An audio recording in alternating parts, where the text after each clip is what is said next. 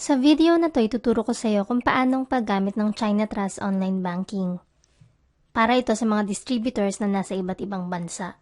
Ang goal ko rito ay may turo kung paanong mas madaling paraan ng pag-balance inquiry sa China Trust Savings Account sa pamamagitan ng internet.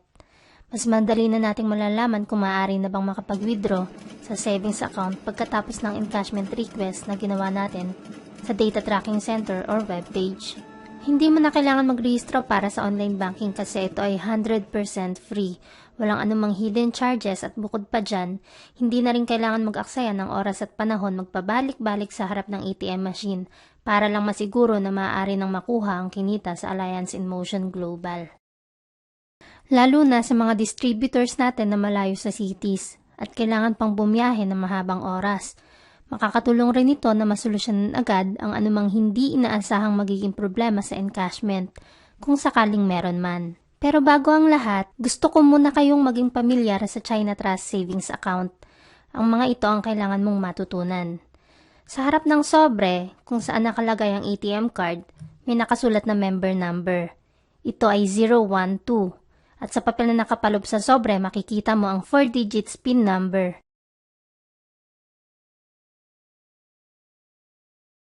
Ganito ang China Trust ATM card. Ito ay debit card. May 16 digits card number at may Visa logo.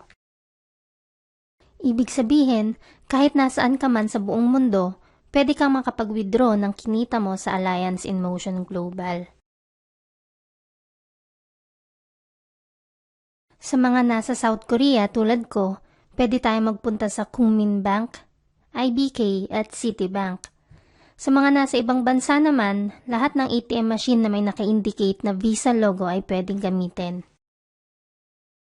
Kung sakali mang mga ibang bansa ka at mag-withdraw gamit ang China Trust ATM card mo, kung saang bansa ka nag-withdraw, natural, yun din ang uri ng currency na makukuha mo. Halimbawa, kung sa Korea, syempre Korean won. Kapag sa Thailand, baht. Kapag sa Saudi, rial. Or kapag sa Quiapo, dollars.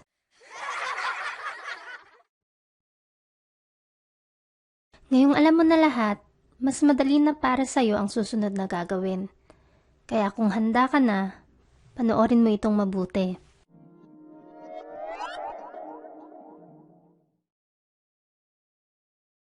I-type mo lang ang www.chinatrust.com.ph at lalabas ang website ng China Trust.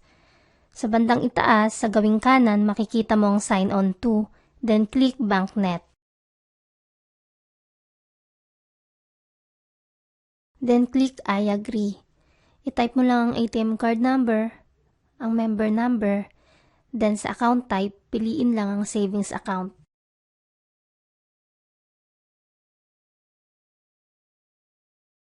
At i-type ang PIN number. Dito mo makikita ang available balance sa savings account mo. Dito sa example photo natin, meron itong 155 pesos and 38 centavos.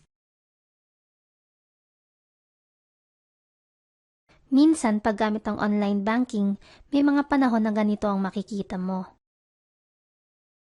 Dalawa lang ang rason kung bakit. Una, maaaring ang online banking service mismo ng website ang hindi available ng mga oras na yon, kaya maaari mo itong ulitin. Pangalawa, maaaring sa loob ng 6 na buwan ay wala kang naging transaction sa savings account.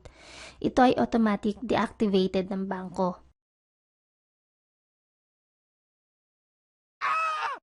But don't panic, wala kang dapat ipag-alala dahil ang kailangan mo lang gawin ay ipaalam ito sa Alliance in Motion Global Head Office or TIGAS para muling ma-update ang savings account at makapasok ang perang in-encash mula sa webpage.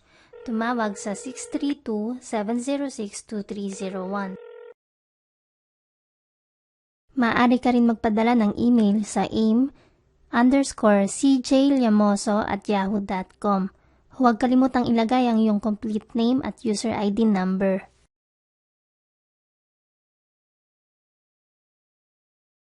Sana marami kayong natutunan sa video na to at para sa mas marami pang dagdag kaalaman, subscribe, like, and comment for my videos.